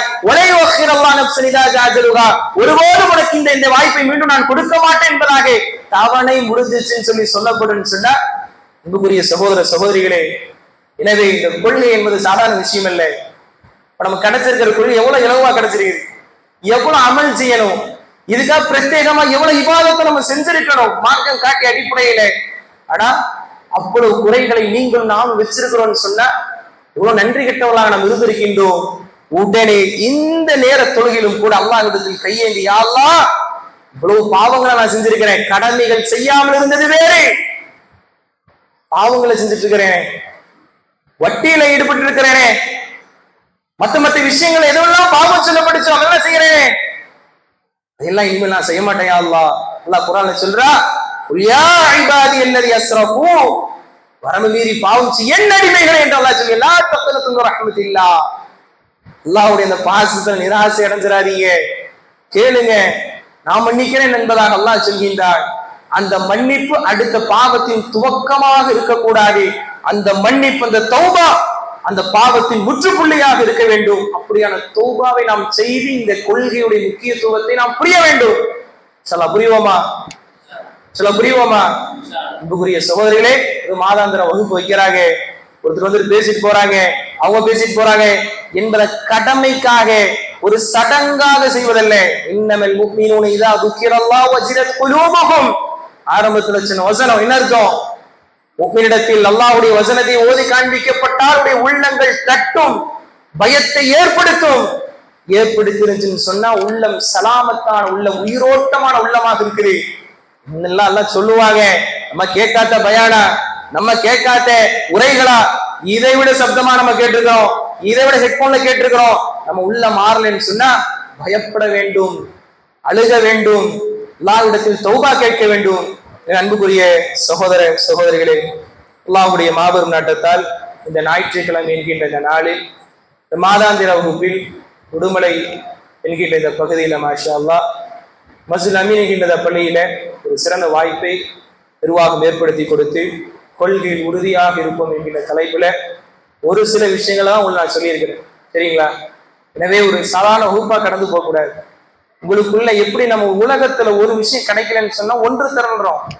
ஆனா ஒருத்தன் வழிகேட்டுல போனா கண்டுக்காம போறோம், அவன் தான் போயிட்டு போறான் அப்படின்னு போறோம். இருக்கக்கூடாது. உங்களுடைய உள்ளம் கவலைப்படணும். இப்படி போறானே தன்னுடைய மகனை குறித்து மட்டுமல்ல, பிற மகன் அப்படி போறானே கூப்பிட்டு உபதேசம் செய்யணும்.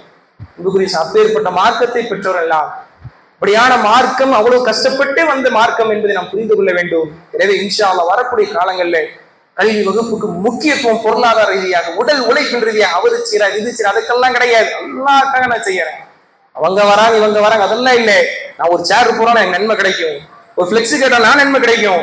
எனக்கு கொடுங்க, நான் நோட்டீஸ் கொடுக்கிறேன். அடுத்த வகுப்பு எப்படி உருவாக்குறதுக்கு நான் தயாரா இருக்கிறேன். பொருளாதார தடையா இருக்குதா, நான் தர்றேன் என்று இளைஞர்களாக இருக்க நீங்கள் தயாராக வேண்டும். அவங்க செய்வாங்க யூஸ் என்பதாக நாம் ஒதுக்கிவிடக் கூடாது. இதை இன்ஷா அல்லாஹ் இங்க இருக்கக்கூடிய மக்கள் புரிந்து இந்த போன்ற வகுப்பு, இந்த தொடர்ச்சியான வகுப்பு, இது போன்ற பல்வேறு அக்கீதா இந்த தொடர் வகுப்பு, இந்த தொடர் வகுப்பு மார்க்கம் சம்பந்தமாக சொல்லித் தருவதற்கு நாம் கடமைப்பட்டிருக்கின்றோம். இன்ஷா அல்லாஹ் அது போன்ற ஒரு சிறந்த மக்களாக நாம் உருவாக வேண்டும். கல்வியிலே பயணித்து சிறந்த ஒரு சிந்தனையோடு, சிறந்த மன்ஹஜோடு, சிறந்த கொள்கையோடு பயணித்து மரணிக்கக்கூடிய பாக்கியத்தை அல்லாஹ் ரப்பல் ஆலமீன் நம் அனைவருக்கும் தந்து அருள்கிற பிரார்த்தனையோடு இந்த உரை நிறைவு செய்கின்றேன். ஆமீன். வா ஆகிரு தஅவானா அல்ஹம்துலில்லாஹி ரப்பில் ஆலமீன். வஸ்ஸலாமு அலைக்கும் வரஹ்மத்துல்லாஹி வபரகாத்துஹு.